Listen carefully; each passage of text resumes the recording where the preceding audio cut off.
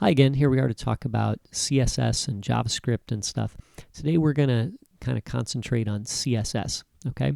In the last video I used the width and margin auto to center a box on the screen, okay? So I took a block level element, my h1 tag, gave it a width of 300, and then I set the margins on the left and right to auto, okay? But let's take this a little bit further, right? You know, when I look at this here, like that looks okay, but really I want this button to be in the middle too, and I want to style the button. So what am I going to do, right? Probably the best route for me is to add another tag here. So what I'll do is I'll add a new tag. Let me actually kind of move that down so it's out of the way. And I'm going to make a tag that surrounds both of these guys. And the tag I'm using here is a div. So the div is a generic block level tag. Okay, so this is kind of like saying generic box with no other features. Okay, it doesn't have any extra margin, doesn't have anything. It's just a block. So I'm going to, you can think of it as like kind of a group or a layer. So as soon as I make this thing, I've grouped these two guys together. And then what I'll do is I'll kind of remove this thing, right? The width and margin auto there. And then maybe I'll leave this text align center here. Maybe I'll even get rid of this background color, right? And what I'll do is I'll give this div a class name. I could just style div, but I might add another div, and then they both have the same tag name, and I don't want to style them both the same. So I'll call this one like timer container. How about that, right?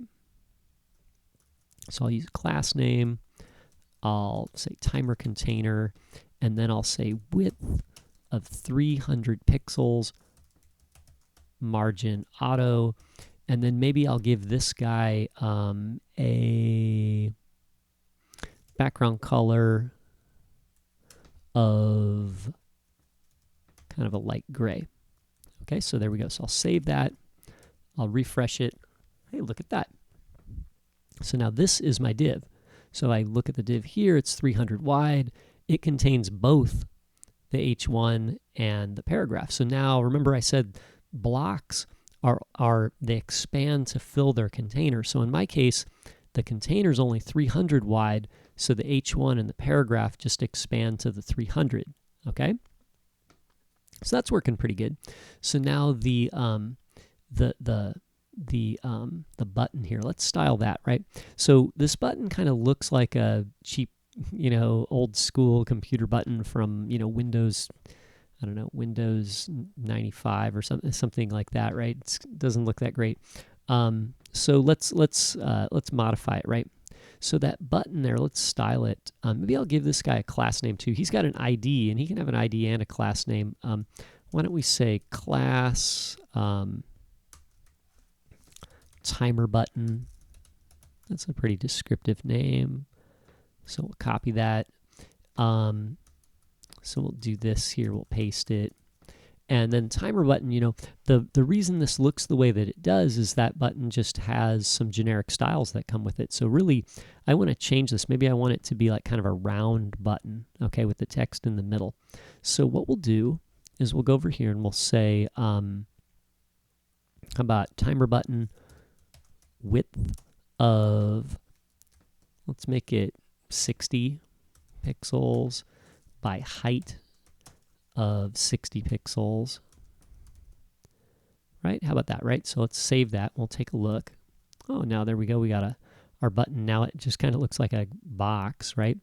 And then what we'll do is we'll use this property here called border radius. You can find it here on the menu. Oh, there it is, right? Border radius, okay? And the border radius you can set to anything. So I could set it to 12 pixels maybe, and now you can see it kind of has this rounded corner. Now this looks a little weird, like it's kind of got this light line here and the darker gray line there. The button kind of comes with that by default, and essentially whenever you set the border for any element, well, any block level element, right, you can set the border on the top, the left, the bottom, and the right. So here they're setting the right and the bottom to a dark gray, the top and the left to white or a light gray, right? Okay, you can set the width of it. The border radius is just setting how round it is, right? So what I'd like to do here is instead of 12 pixels, why don't I set the border radius to 50%, right?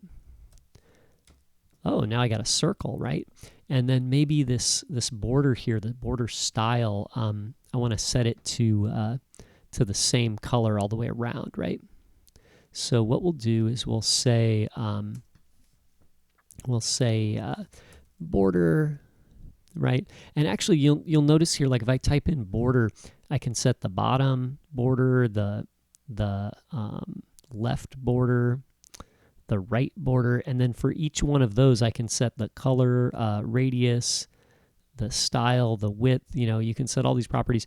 If you choose just border by itself, you can set all the properties for all the sides at once. Okay, but in order for this to work, you have to set all the values, right? So what I need to do is I need to set the width of the border and the style of the border and the color of the border. Okay. So let's do that, right? Maybe this button needs a 4-pixel solid, and let's make it kind of a darker gray than this gray so we can see it. Let's make it 999. How about that, right? So we'll save that. I'll refresh it, and then there's my button. Okay? So now my button, if I want to put it in the middle within this box here, why don't you try that on your own? And then I'll do it here too, right? But you can try it on your own. So to do it yourself, what you might do is you might just do margin auto, right? Now, again, this works because we gave the border a width. Okay, so if the border doesn't have a width, or the button doesn't have a width, then we can't set margin auto. Like this won't work. It needs both of these, right? Just like we had up here. Okay, and then this will be centered within the container, right? So, oh wait, let me save that, right? Hey, hold on. You know what I probably got to do? Let's check. Let me save this, right? I gave it a width and I gave it margin auto. Probably the button is an inline element, and we can't set it unless we declare it block. So let's do that, right? And you know, we can check it too, just for fun. I suspect that's my problem here. I'll select the button here, and then you can see I've got all the styles here, and this shows me all of the styles that the browser is using with this button. You can see there's a whole bunch of them here. And what I'm going to look for is display. And you can see here it says display inline block. We want to change this to where it's display block. And I can't actually change this one here. So I'll go in here and I'll say display block, because I want this to display like a normal block, right?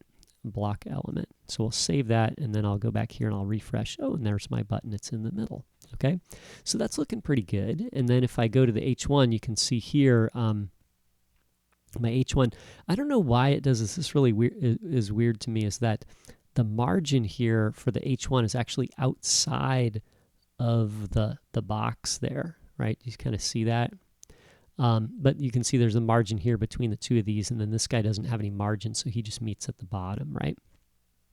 Okay, so let's talk about padding. Earlier we talked about the box model, and we talked about the width and the margin, and then now we kind of covered the border.